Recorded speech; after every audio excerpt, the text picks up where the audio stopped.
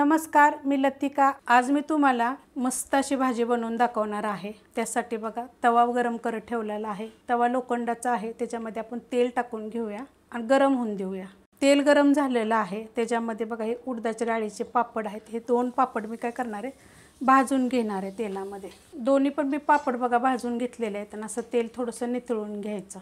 तेल गरमच आहे, त्याच्यामध्ये टाकायचं छोटासा 1 चमचा जिरं, थोडासा कढीपत्ता आणि एकदम मोठ्या आकाराचे 2 कांदे घेतलेले। ह्याला थोडासा कांदा जास्त घालायचा। कांदा चांगला भाजून घेऊया।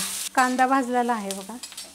त्याच्यामध्ये ना 2 हिरव्या मिरच्या तिखटवाल्या घेतल्या त्या आणि 6 पाकळ्या लसणाच्या अशा मोठ्या मोठंच कुटून घेतलेलं आहे। त्यांना काय होतं माहिती आहे का, चव छान येते असं जर टाकलं ना मोठं मोठं। आणि ह्याला पण काय करते, 1-2 मिनटं मी चांगलं परतून घेते। मस्त असं बघा 2 मिनटं मी परतून घेतलेलं आहे। मिरची लसूण ह्याचा पण कच्चापणा गेला आणि कांदा पण चांगला आपला भाजला गेलेला आहे। तर ह्याच्यामध्ये टाकणार आहे थोडीशी एकदम हिंग पावडर, त्यात टाकायचं 1 टोमॅटो आणि हे पण आपल्याला 1-2-3 मिनटं परतून घ्यायचं। मस्त असं बघा मी परतून घेतलेलं आहे। त्याच्यामध्ये टाकणार आहे मी थोडीशी हळद, हलवून घेऊया। गॅस करणार आहे आता मी बारीक।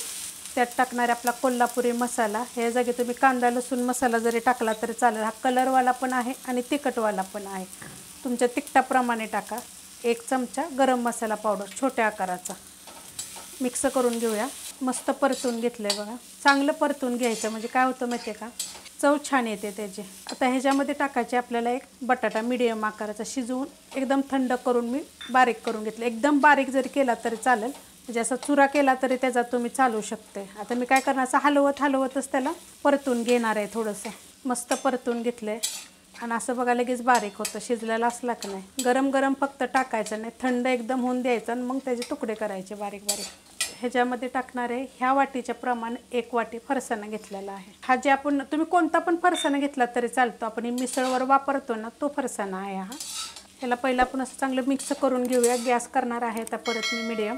नुसतं मिक्स करून घेतलं बघा सगळ्या साईडून, म्हणजे जे आपण त्यात साहित्य टाकलेलं आहे ते सगळं एकजीव होतं। तर ह्याच्यामध्ये टाकायचे हे जे आपण उडदाचे पापड ना तळून घेतले होते ते टाकायचे। असं चुरा करून घ्यायचा, खाली जरी घेतला तरी तुम्ही चालू शकते। आणि जर तुम्हाला आता ह्याच्यामध्ये तुम्ही फरसाण टाकलाय ना, तर उडदाचा पापड जरी नाही टाकला तरी पण चालू शकते, पण खूप छान लागतं म्हणून टाकायचं एखादासा। तर त्यात टाकणारे एकदम थोडेसे शेंगदाणे, जास्त नाही टाकायचे, 1-2 चमचे जरी टाकले तरी चालतील। शेंगदाणे भाजून असे मोठे मोठे कुटून घेतलेले आहेत। आता याला काय करणार आहे, परतून घेणार आहे मीडियम गॅसवर 1-2 मिनटं फक्त। मस्त असं बघा मी मिक्स करून फक्त घेतलेलं आहे, म्हणजे परतून घेतलेलं आहे चांगलं। ह्याच्यामध्ये टाकायचे मीठ, पण मीठ कसं टाकायचं, आपलं फरसाणासुद्धा थोडा खरट असतो, पापड पण आपले थोडेसे खरट असतात ते, तर त्या ह्याच्यातच आपल्याला मीठ टाकायचे की बाबा तुम्हाला किती मीठ पाहिजे त्या प्रमाणात टाकायचं। जास्त जर तुम्ही टाकाल का नाही तर मग ते खराट होईल, त्यासाठी एकदम थोडंसंच टाकायचे। हलवून घेते म्हणजे सगळीकडे होईल। मीठ टाकल्यानंतर चांगलं मिक्स केलेलं आहे, हलवून घेतलेले। फरसाणा कसा लगेच सॉफ्ट होतो।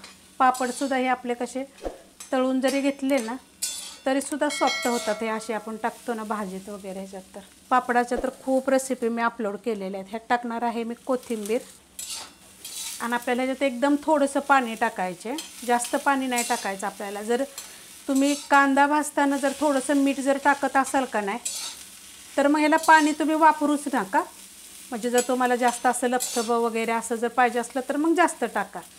एकदम ही सुक्की भाजीसारखं करायचं, कारण काय होतं माहिती आहे, ह्या पावसाळ्याच्या दिवसात जर आपल्याला टाईम नाही किंवा पाऊस जास्त येतोय, आपण कधी जाणार भाजी आणायला, तर मग असे फरसाणा वगैरे पापड वगैरे घरात तर आपल्या असतातच, तर मग असे करायचे भाजी त्याची। आता ह्यात मी थोडासा पाण्याचा शितोडा घेतला आहे बघ, एवढाच टाकणार, ह्याच्यापेक्षा जास्त टाकणार नाही।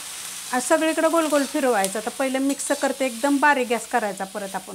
पाणी शिपडल्यानंतर बघा एकदम गॅस बारीक केला होता, एकदम पॅक झाकण मी 2 मिनटासाठी फक्त ठेवणार आहे। बारीक गॅसवर बघा झाकण ठेवलं होतं एकदम 2 मिनटासाठी।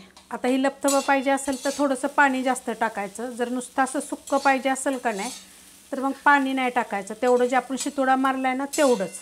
मस्त भाजी आता हे 4 ते 5 लोकांना पुष्कळ होईल बघा अशा पद्धतीचे। गॅस खालून करणार आहे बंद। आता आपल्याला ह्याच्यात अर्धा लिंबाचा रस टाकायचा, तर मी काय करणार आहे, ताटात वाढून घेतलं का नाही, काढलं का नाही, मग मी टाकणार आहे आणि खाणार आहे। मग तुम्ही ज्वारीची भाकरीवर खाऊ शकता, चपातीवर खाऊ शकता, तुम्हाला बाजरीच्या भाकरीवर तुम्ही खाऊ शकता. वरण भात जर केलं तर काही भाजीला, नाही तर नुसतं ही पण तुम्ही करू शकता.